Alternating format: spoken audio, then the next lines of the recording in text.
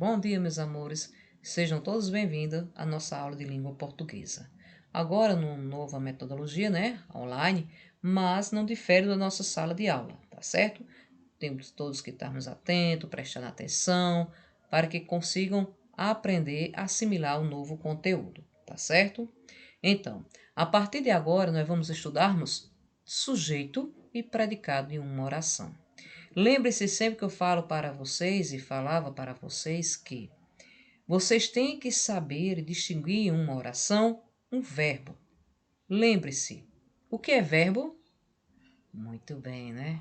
É a palavra que indica ação, estado ou fenômeno da natureza. Então, ao passo que vocês sabem distinguir numa oração um verbo, vocês sabem retirar tranquilamente o sujeito e o predicado que compõem a frase ou oração. Quais são os termos primordiais que compõem uma frase? Então vai ser o quê? Sujeito e predicado, que são os termos que compõem uma frase e são fundamentais para a construção de um discurso com sentido. Essas duas divisões da estrutura de uma oração podem ser analisadas sintaticamente a partir dos seus respectivos núcleos. Em uma frase, há os termos que diz quem realizou uma ação ou quem foi o alvo dela, assim como existe a outra parte que serve de complemento. E aí são respectivamente o quê? O sujeito e o predicado da oração. Então agora vamos saber o que é um sujeito de uma oração. Então, o sujeito é a parte de uma frase que diz sobre o que ou sobre quem a sentença fala, prestando bastante atenção. Então, para vocês descobrir qual é o sujeito de uma oração, o primeiro passo é vocês distinguir, marcar, retirar o verbo da oração. Ou seja, eu tenho um exemplo aqui. Os pais de Camila economizaram bastante para a formatura da filha. Qual o verbo que temos nessa frase, nessa oração? Economizar, né? Muito bem. Ao passo que vocês têm o verbo, você já sabe qual é o verbo da oração, vocês agora façam a pergunta ao verbo. Quem economizaram bastante para a formatura da filha? Quem economizaram? Os pais de Camila, tá vendo? Como é fácil? Isso, não existe nada difícil não. Tem que ter calma para vocês ir assimilando aos poucos, tá certo? Então, ao passo que vocês fazem a pergunta ao verbo, o que você obtém é o sujeito da oração. Tirando o sujeito, tudo o que me resta é predicado.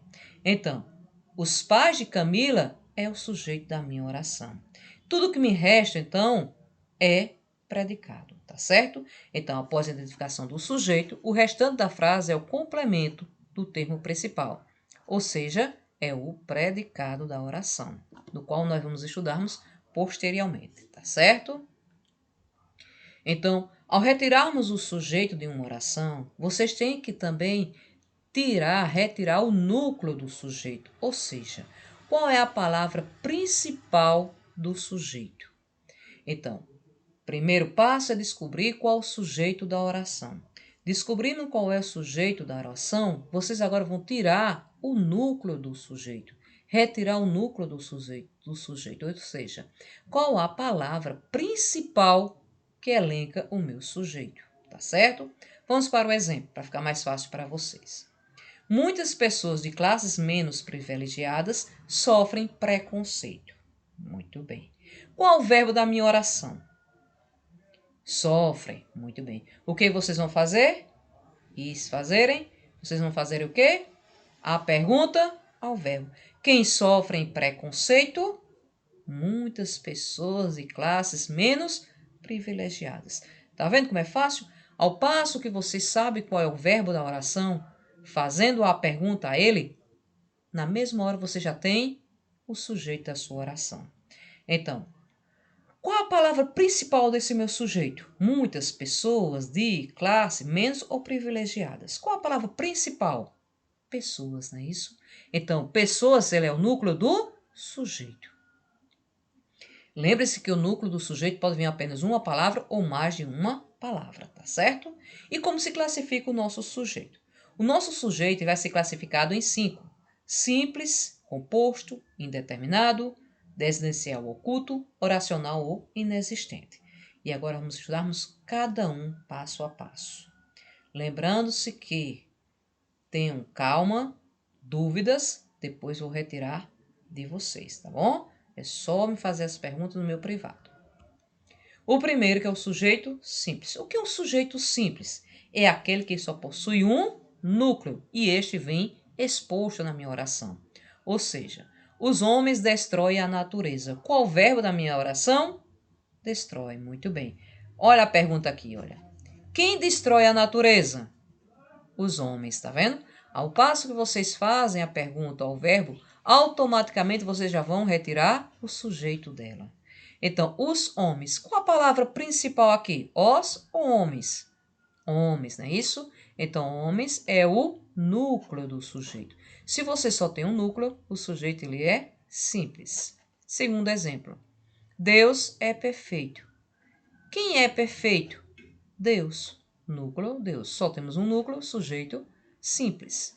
Os alunos estudam para a prova. Qual o verbo?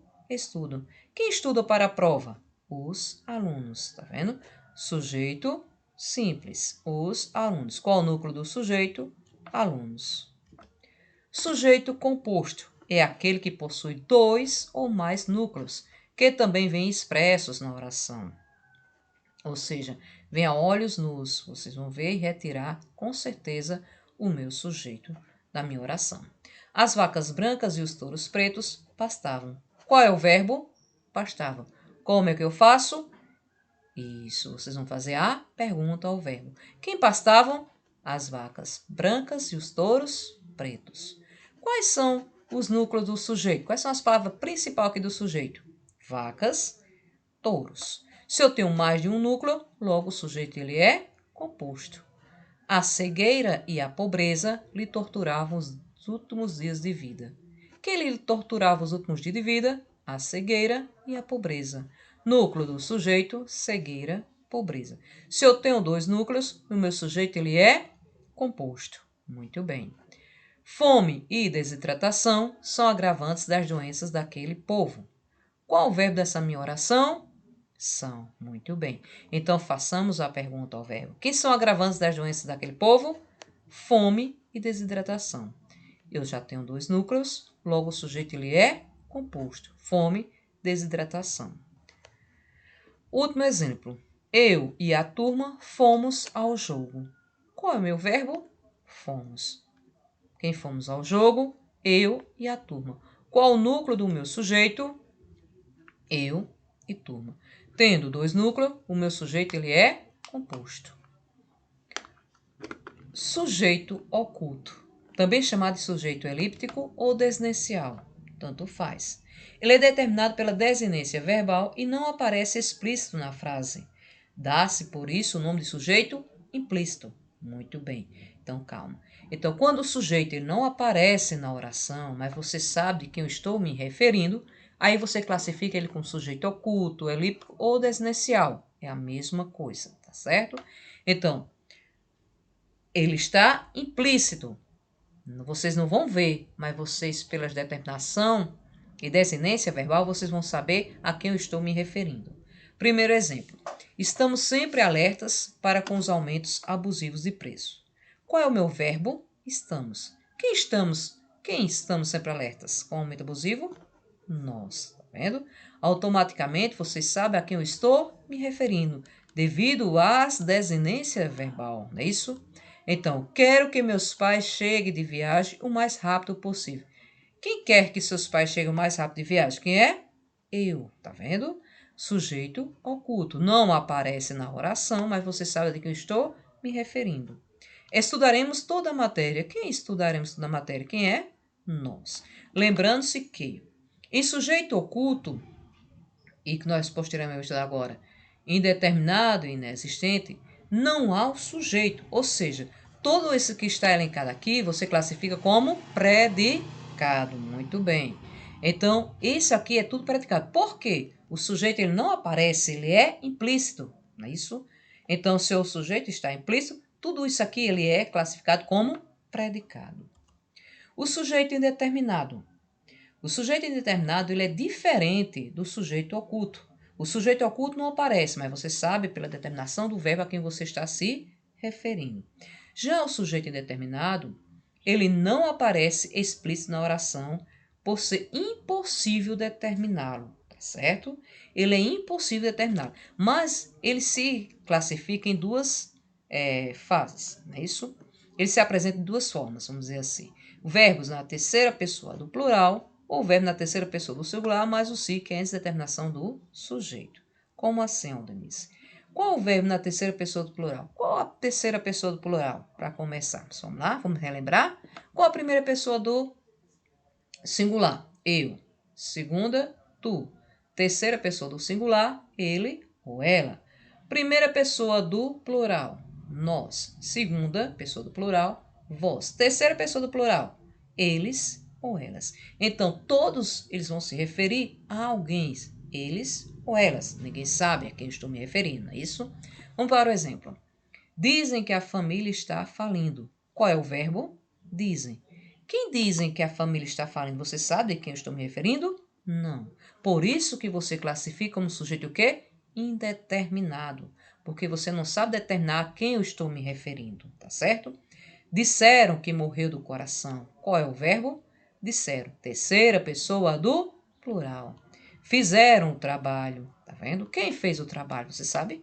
Não, tá isso? Por isso que nós o classificamos como sujeito indeterminado. Verbo na terceira pessoa do singular, mais o si, indeterminação do sujeito. Precisa-se de mão de obra especializada. Quem precisa? Você sabe quem? Não, tá vendo? Verbo na terceira pessoa, mais o si como indeterminação do sujeito. E, por último, o sujeito inexistente, também chamado de oração sem sujeito, e é designado por verbos que não correspondem a uma ação, e sim a fenômeno da natureza, entre outros, tá certo? Então, sujeito inexistente indica fenômeno da natureza, choveu na Argentina e fez sol no Brasil. O verbo haver, no sentido de existir ou ocorrer, ou seja, houve um grave acidente na avenida principal. Eu posso dizer, ocorreu um grave acidente na avenida principal. Há pessoas que não valorizam a vida, não é isso?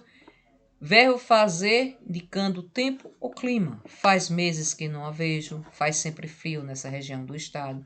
Lembrando, sujeito inexistente, já está dizendo, também está implícito na oração. Mas fica mais fácil vocês distinguirem por ser fenômeno da natureza, o verbo haver no sentido de existir, o verbo fazer indicando tempo ou clima, o verbo ser, não é isso?